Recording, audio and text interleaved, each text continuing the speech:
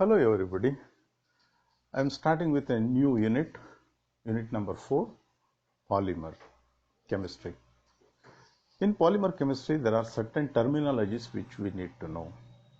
First term, the term polymer.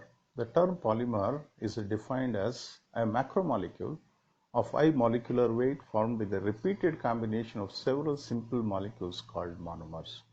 Therefore, polymers may also be defined as high molecular weight compounds which are formed by the repeated combination of simple molecules called as monomers. Examples of polymers include polyethylene, nylon, PVC, Teflon, polyester, bakelite, etc.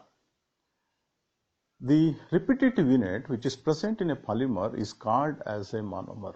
Therefore, any simple molecule which combine with each other to form a polymer is called as a monomer.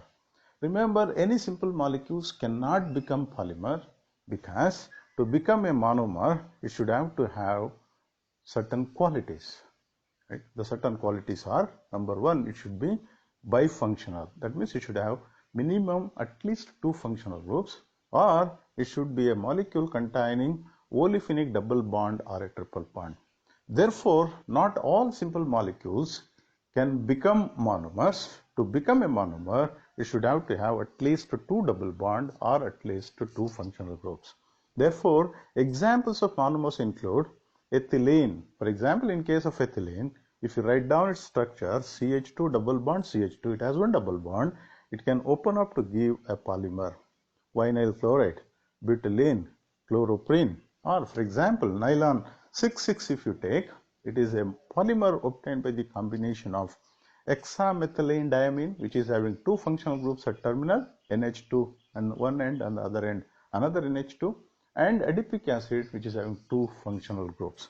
Therefore, to become a monomer, a molecule should have to have at least 2 functional groups, or it should have to have a double bond or a triple bond.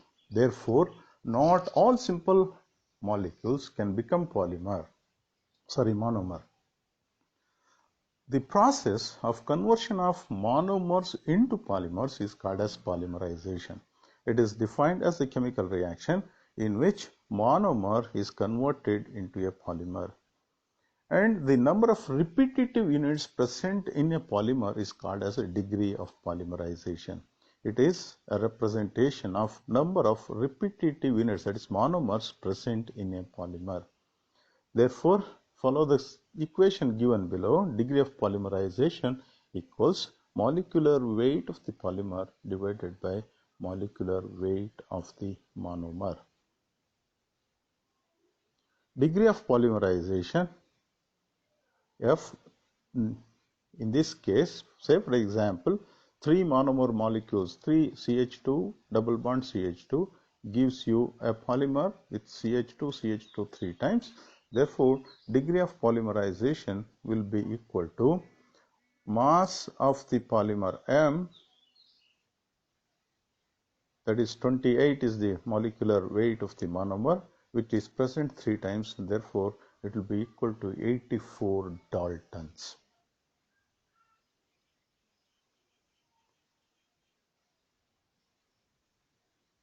So one of the take-home message from this slide is all simple organic molecules cannot form polymers. As I said, functionality becomes important. The number of bonding sites in monomer molecules is defined by functionality. According to IUPAC, the functionality of the monomer is defined as the number of bonds that a monomer's repeating unit form in a polymer with other monomer molecules. Thus, in case of functionality of F is equal to 2, a linear polymer is formed by polymerizing, usually that is thermoplastic. Monomers with functionality F greater than or equal to 3 lead to a branching polymer, which can lead to the cross-linked polymers. For example, they are thermosetting polymers. Follow the examples given there. First one gives linear polymer, second case gives you branched polymer.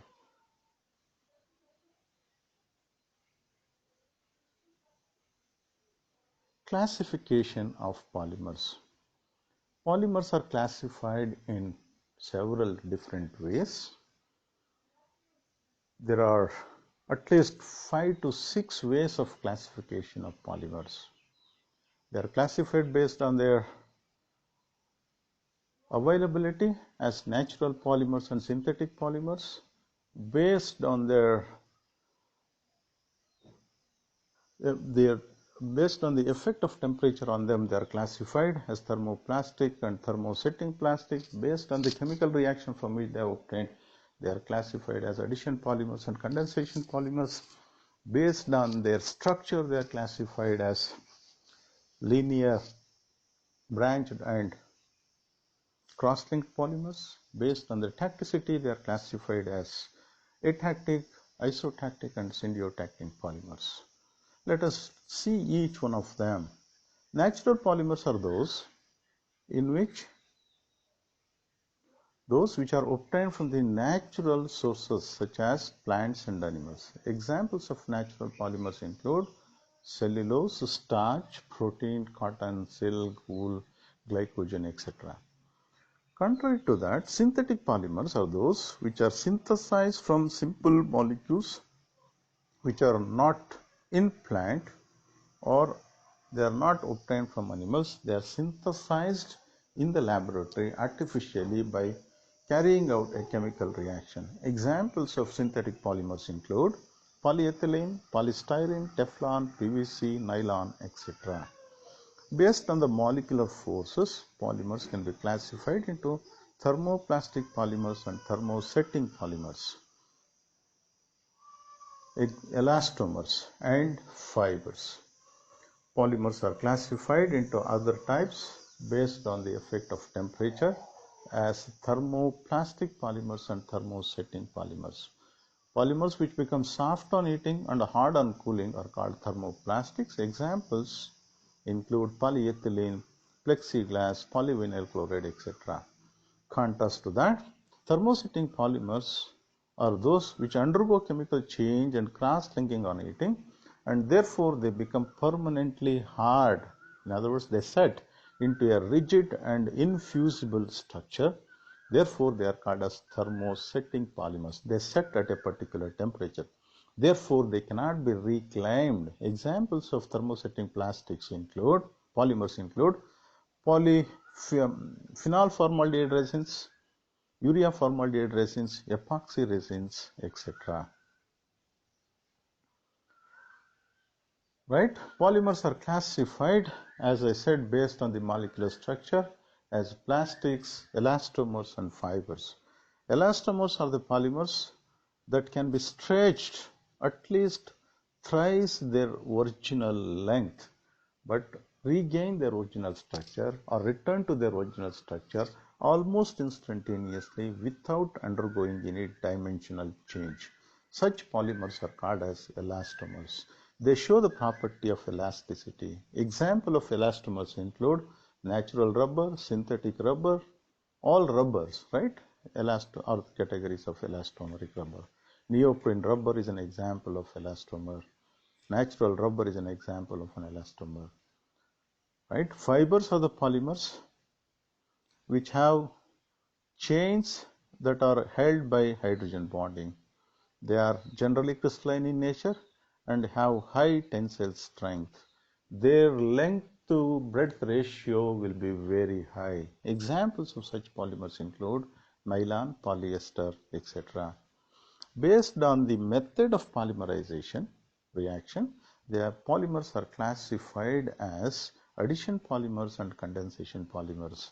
Addition polymers are those which are formed by the simple addition reaction in which self-addition of several olefin monomers to each other take place without elimination of any byproduct. Right? Such polymers which are obtained by simple addition reaction of olefin monomers are called as addition polymers. Examples include polyethylene, polystyrene, Teflon, polypropylene, etc. Contrast to that, condensation polymers are formed by the intermolecular condensation of more than one kind of monomer, which will be having some functional groups, right, with continuous elimination of byproducts. And the reaction is an example of simple condensation reaction. Examples include nylons, all nylons, for example, nylon 66, nylon 610, etc. They combine. For example, if you take the example of nylon 66, it is obtained by the condensation reaction between hexamethylene and adipic acid. Phenol formaldehyde resin. All these are examples of condensation polymers.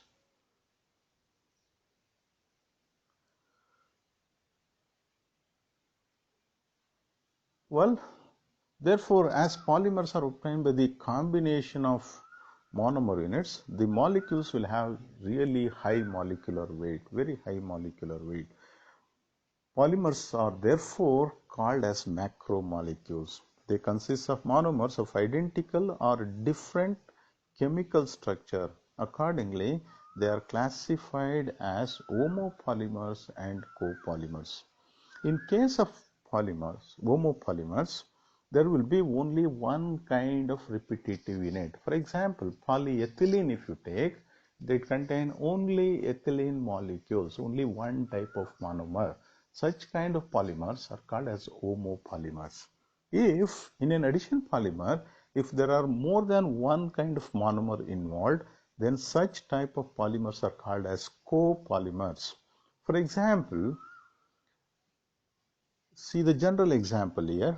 There will be one type of monomer, say A, and there will be another olefinic monomer of type B. They undergo addition reaction, giving you a polymer with repetitive units of A and B. Such kind of polymers are called as copolymer. For example, if you consider butyl rubber, a polymer which is obtained by the copolymerization of butadiene and isobutene. Isobutene is one monomer with a double bond, and butadiene is another monomer having a double bond. Both of them undergo addition reaction to give a polymer having some amount of isobutene and some amount of butadiene. Such polymers are called as copolymers. Well, there are polymers which are having inorganic moiety also, right? Therefore, there can be organic polymers and also inorganic polymers. Example of inorganic polymers include silicone rubber, right? Polysilicon. Polymers, there is another way of classification of polymers that is based on the structure. All polymeric molecules which are used for engineering applications, right? The classification based on structure becomes important. In a polymer, if it contains only long and straight chains, linear chain, such kind of polymers are called as linear polymer.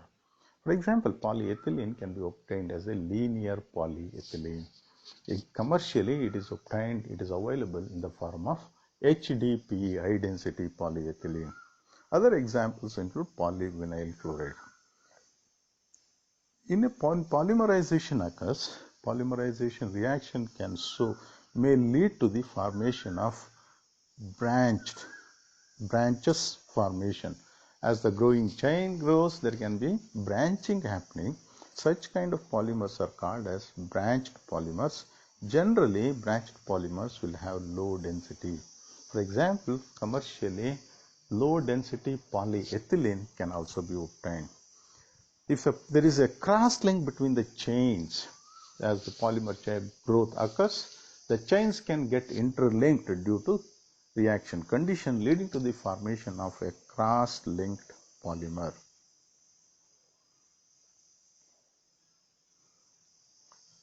Another way of classification of polymers is based on their tacticity. The term tacticity refers to the three-dimensional arrangement of the substituents with reference to the main chain, brewing chain, right? Based on the tacticity, polymers are classified into three types as isotactic polymers, syndiotactic polymers, and atactic polymers. In case of isotactic polymers, all the substituents of one kind will be on one side of the chain. In case of isotactic,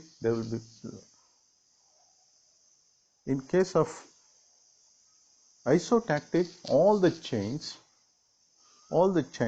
will be present on one side of the polymer chain. All the substituents will be present on one side of the chain. Whereas in case of syndiotact, they may be present for a regular length, and there can be repetitive. And in case of atactic, this symmetry is not there. They are present in a random manner. Such kind of polymers are called as atactic polymers. Well, with this general idea about polymers, let us learn about how to synthesize a polymer by coordination polymerization. Well, there may be a doubt which may arise for you. Why, after all, we need to study about polymers? Polymers have become very important materials in the present day science and technology. For the growth of present technology, you consider any field of engineering, whether it is electrical engineering, electronics engineering, space engineering, mechanical engineering, the development which has been taken place is largely due to developments which have taken place in the field of polymer technology. For example, spacecraft building would not have been possible if polymer technology was not known. If we boast of so much development in the field of telecommunication technology, it is largely because of these polymers and polymer composites.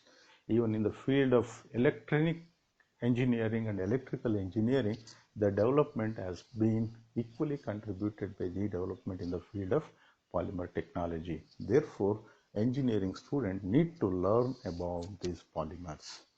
Well, coming back to the polymerization mechanism, only coordination polymerization is there in your syllabus. Coordination polymerization is an example of addition polymerization, one type of addition polymerization wherein the monomer undergo polymerization via formation of a coordination complex, right? And this is catalyzed by Ziegler-Natta catalyst. Ziegler-Natta catalyst is an example of a coordination complex. Chemical name of Ziegler-Natta catalyst is, it consists of triethyl aluminum and titanium tetrachloride. When they are mixed in 1:1 ratio, they lead to the formation of the complex shown in this figure. This structure is important. There are vacant d orbitals present on titanium atom of this complex. The insertion occurs through that vacant site, leading to the formation of a polymer. It happens in three steps. First step is called as the initiation step, where the monomer molecule, olefin monomer molecule, get inserted into the coordination complex. Therefore, this is also called as an example of insertion polymerization. That get inserted into the complex through the vacant d orbital, leading to the formation of the complex with the monomer chain as shown in the next step. Once the initiation occurs, polymerization growth happens. That step is called as propagation step, and as it continues to happen like that, it has to get terminated after reaching sufficiently high molecular weight. That step is called as termination step. Let us see the various steps of mechanism in the subsequent slides. Well, polymerization by taking the example of propylene. Polymerization of propylene using Ziegler-Natta catalyst occurs in the following 3 steps shown below. First step is initiation. Active catalyst, which is shown in the previous slide, the structure of that can be represented as MTR, attracts the monomer ethylene molecules towards vacant d orbital of the pi complex as shown here, leading to the formation of monomer complex with the catalyst. That monomer complex add on with another molecule in the propagation step. Therefore, the propagation step, repeating the above sequence, addition of second monomer molecule continues, chain growth take place as shown below, right? The chain grows by monomer insertion at the titanium ethyl bond, titanium carbon ethyl bond. During this, the vacant d orbital can either be regenerated at the same position or at the position where ethyl group was originally bonded to. Right, as I said, it can continue till the time the molecule attains sufficiently high molecular weight, which is the thermodynamic stability of that molecule. Then termination start occurring on its own. The polymerization therefore may stop by either of these 3 mechanisms. Let us see what all possibilities are there for the termination. Number 1, termination by chain transfer to the monomer. The growing polymer chain may interact with the monomer molecule, abstract a proton from that, leading to the formation of saturated species of that monomer, and the polymerization get terminated with a olefinic double bond.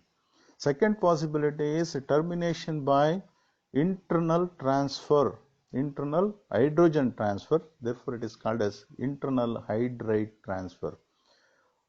The hydrogen present on the alpha hydrocarbon of the growing chain may be taken away by the ligand metal part and go out, leading to the formation of polymer, right, with a olefinic double bond. This type of termination is called as a syn elimination.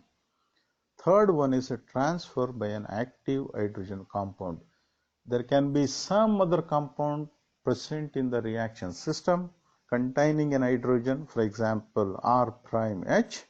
When it comes near that growing chain, the metal part of the growing chain take away hydrogen from the medium of the other compound, leading to the formation of MTR, and the termination get eliminated, right? Termination may happen. All CsP3 isotac polymer can be obtained.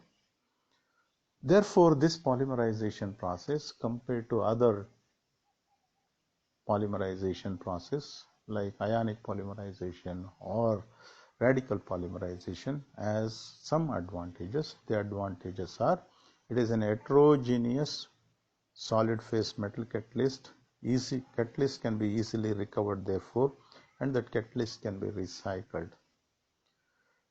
High density linear polymers can be obtained by this with normal branching or with minimal branching or without branching can be obtained. Generally, isotactic polymers can be obtained by this method, and the polymerization is nothing but a living polymerization, because even after termination we end up getting a polymer with a olefinic double bond at the end. Chain terminus, termination by internal hydride, and chain transfer to monomer being olefin polymer remains active even after the monomers are used. Therefore useful to prepare particular molecular weight polymer.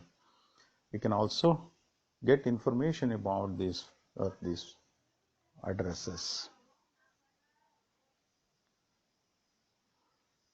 Well, mechanism of polymerization. By coordination polymerization is important because we can synthesize polymer with very good tacticity.